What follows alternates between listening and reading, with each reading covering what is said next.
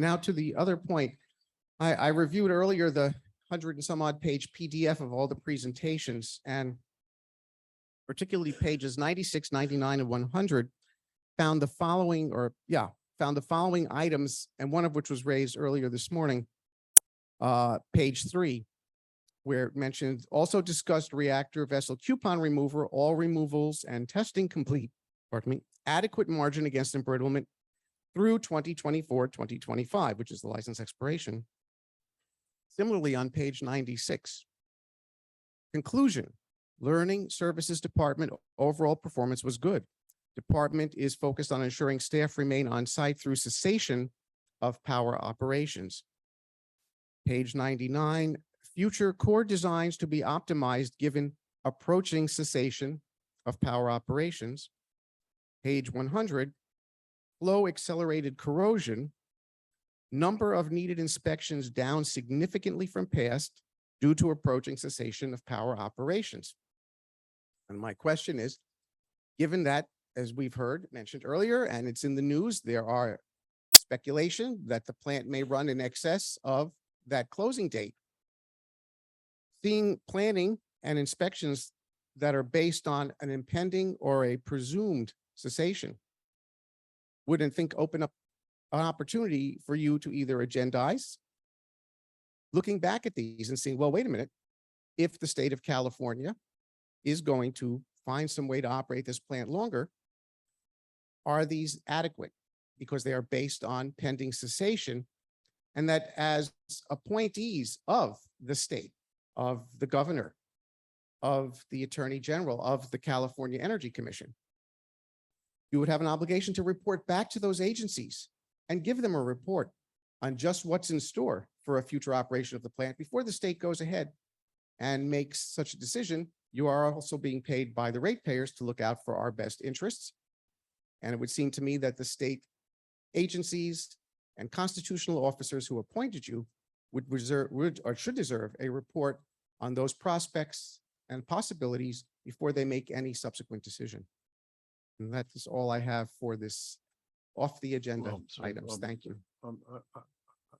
I'll take the chairman's prerogative to try to address the last point, and then others can chime in. If the decision were made today that the license was going to be extended for, let's say, another few years or even 20 or whatever, there would be a lot of work to do. And we've talked amongst ourselves about how much work there is to do in many, many different areas.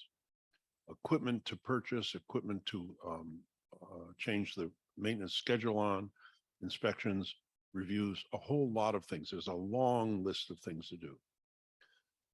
We haven't evaluated that list in detail. We are intrinsically reactive in this sense, but we've thought about it a good deal.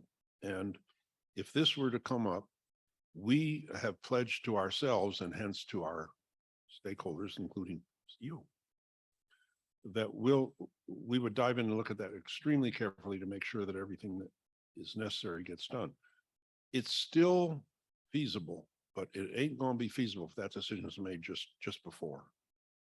You know, there wouldn't be enough time, and we're not sure what just before is, but surely a few months wouldn't be enough. And it's still now, 2 or 3 years. It's barely.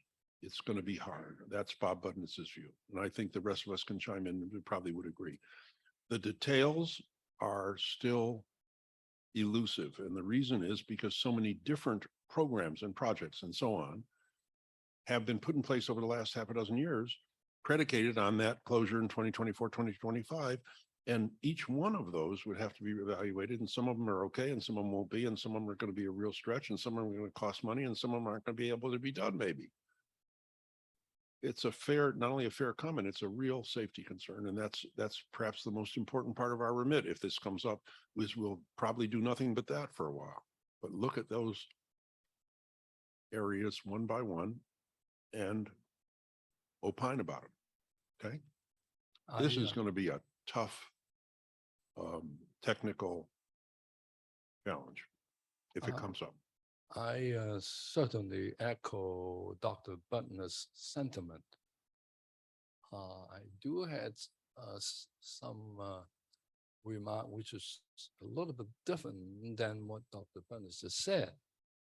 I am sympathetic to your concern, Mr. Weissman, that we had an obligation and duty to inform our appointing authority if and when we see something that would, I would say, raises safety concerns. There's no dispute in that.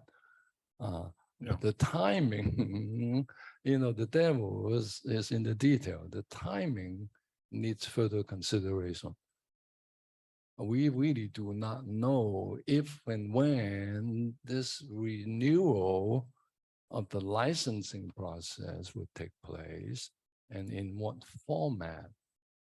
That said, it really, I would consider it premature in terms of the timing for us to inform our respective appointing authorities of some potential safety concerns. And as Dr. Butler said, there will be numerous issues, and one of which I can put on the table for everybody to consider is how do you now recruit talent, after the joint proposal was approved, we see a systemic and graduate That's a right. loss of talent, justifiably so, because you don't need that many people if you are shutting down the facility in a couple of years. You want to restart that process. Where are you going to find the talent? That's one issue among many, many others. And of course, what you just said is also one of them. Yeah, I would try to phrase it in I don't want to be flippant, but in my personal view, Bob Budnitz's view, today here we are in late spring of 2022, it's doable. It ain't going to be doable in 2024 right at the end without a hiatus. And the work to be done between now and then is very, very complex. And I don't want to be flippant, but I'll just use an expression that I learned from my own grandmother, who used to say there's many a slip between the cup and the lip, which means that there are any number of opportunities between now and then, were this to transpire, where it's not going to be easy and slip-ups are problematic, and constant vigilance is going to be important, and that's really you bet it's a huge concern. Okay. On the other hand, I said the first thing out of my mouth was, and I'll just leave you with that. We are without the information to do anything in detail about any of these things yet. And in that sense, we're pretty much stuck with the need to be reactive, even though we've thought about what the things are that we would need to dig into. Okay, I'll just leave you with that. Let me respond this way to your concerns. Some years ago, as you know, the company filed for a 20-year extension, license extension. They filed that application with NRC and put together a program of aging management and other things that Dr. Budnitz had mentioned, including the reactor vessel embrittlement, as far as work that had to be done to obtain the 20-year extension approval from NRC. That work was in progress. We've been following that work. We wrote reports on that work. That work was stopped, obviously, as part of the joint proposal, and it's been sitting there. Now, if they were going to do an extension, they would pull that work back up, in my opinion, and we'd follow it just like we followed it to start with. So that work has already been started and was underway, addressing all the concerns that you mentioned. And that would be the same thing that would happen if they did indeed decide to extend the plant life. So it's nothing new. It's been in the works. This is Thank this you. is Per. Yes, I'd like to reinforce the basic statements. The key thing here is there would be a large amount of additional work that would need to be done in this intervening period if such a decision were made. And I think that one of the major focuses that the committee would end up having would be on the plant's ability to augment staffing at the necessary rate. And also considerable amounts of this would likely end up being contracted, particularly things that would relate to licensing and things of that nature. But it would take a substantial amount of work in order to reverse, to reverse the current trajectory. So that I think that if the committee ends up needing to look at this, the question of both the staffing and also of how to engage external resources to complete work would be probably one of the most important areas of focus that we have. There would be quite a bit of alignment, though, with things that we've been doing, looking at our open items list and things that we would need to be removed from that open items list. Each of those things would, of course, have to be reviewed, and there's about 150 of them. So it would be a relatively intensive effort on the part of the committee to examine any sort of scenario where the relicensing would be pursued. Were you, and if you're going to reopen that list, would you not then need to go back and look at things that had been placed in the closed items list? Yes, sir. permanently Indeed. within the last year? Yes, Yeah. yes, sir. And in fact, those are in some cases where the rubber hits the road, the hard part. Yes. Yep. You bet. Yeah, I would imagine that the committee actually would have to augment our own resources in order to be able to conduct this work, potentially with additional consultant support as well. You bet. It would be quite a bit of effort, indeed. And the plant staffing, reversing the trajectory in the plant staffing also would require quite a bit of effort in the hiring and recruiting during this upcoming couple of years. Yeah. That's the Yeah. biggest concern, I think. Yeah, I would say that there are two things that characterize our committee that are important and different. The first is we're independent.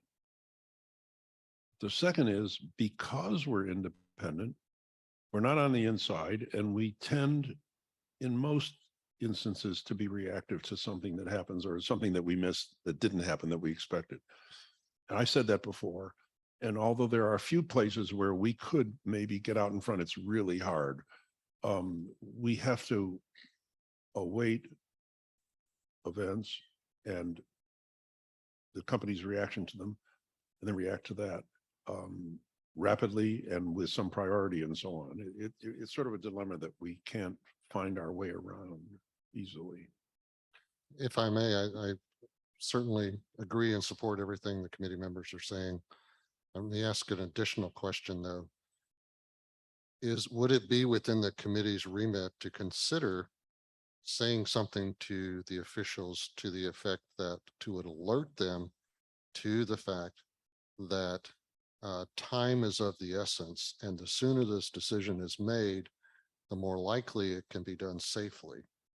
And that's kind of a key phrase at the end to consider, I think, or to put it another way, to warn them that waiting too late in the process could make it hard to ensure this can be done safely.